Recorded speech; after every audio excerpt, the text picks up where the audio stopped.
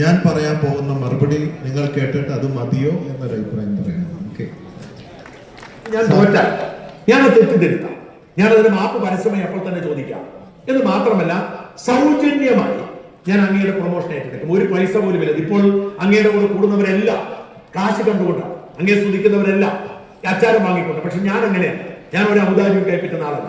എന്റെ ഭാഗത്ത് വീഴ്ച വെച്ചിട്ടുണ്ടെങ്കിൽ ഞാൻ വീഴ്ച ഏറ്റു പറഞ്ഞ് മാപ്പ് പറയാം.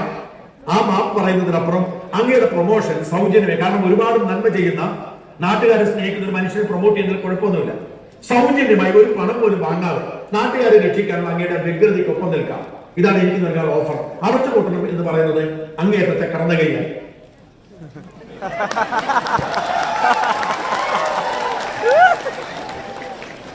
അപ്പോ ഞാൻ അക്കമിട്ട് നിരത്തി നമ്പർ 1, 2, 3, 4. മിസ്റ്റർ സാജൻ, നിങ്ങൾ വ്യാജ വാർത്ത പ്രസ്ഥാനമാണ്. ഇത് ഞാൻ തെളിയിക്കാൻ രേഖകളുമായി തിരുവനന്തപുരത്തേക്ക് അങ്ങയുടെ സ്റ്റുഡിയോയിലേക്ക് വരാമെന്ന് പറഞ്ഞപ്പോൾ, ഞാൻ ഇത് തെളിയിച്ചാൽ നിങ്ങൾ നിങ്ങളുടെ വ്യാജ പ്രസ്ഥാനം അടച്ചു പൂട്ടുമോ എന്ന് ചോദിച്ചപ്പോൾ സാജന്റെ മറുപടിയാണ് കേട്ടല്ലോ. അടച്ചുപൂട്ടല് എന്താ പറഞ്ഞ? അടച്ചുപൂട്ടൽ ഇത്തിരി കടന്ന കൈയാണ്. വേണമെങ്കിൽ മാപ്പ് പറയാം. എന്ത് പറയാം? അതായത് നാളെ ഇദ്ദേഹം ഈ പിണറായി സർക്കാർ ഇനി വിജയിച്ചാൽ ഞാൻ എന്റെ പണി നിർത്തും എന്ന് പറയുന്നു. പണി നിർത്തിയോ? ഇല്ല. എനിക്ക് രാഷ്ട്രീയമൊന്നും ഇല്ല കേട്ടോ.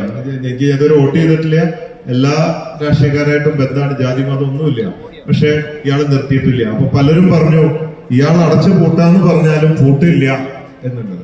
അപ്പോ ഇയാൾക്ക് ധൈര്യമില്ല അടച്ചു പൂട്ടാൻ. ഞാൻ രേഖകൾ അക്കമിട്ട് പറഞ്ഞപ്പോൾ ധൈര്യമില്ല. അപ്പൊ ഞാനൊരു മറുപടി ഇങ്ങനെ കൊടുത്താലോ? സാജ, എനിക്കൊരൊറ്റ തന്തയുണ്ട്.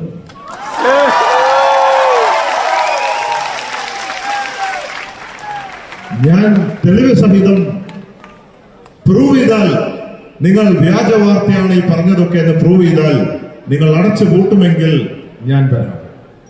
അല്ലാതെ വെറുതെ ഒരു മാപ്പ് പറഞ്ഞ് പോരാ. വെറുതെ ഒരു മാപ്പ് പറഞ്ഞ് വീണ്ടും നിങ്ങൾ ഈ വ്യാജ പ്രസ്ഥാനം മുമ്പോട്ട് കൊണ്ടുപോയില്ലേ?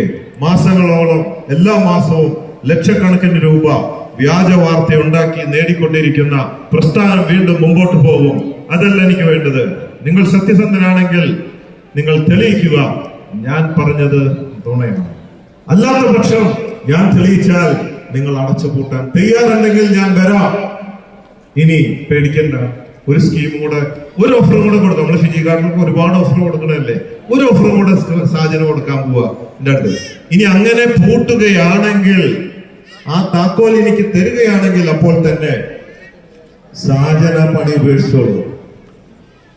ഇത് പൂട്ടില്ല. ഞാൻ അന്തസ്സായിട്ട് ഇത് നടത്തും.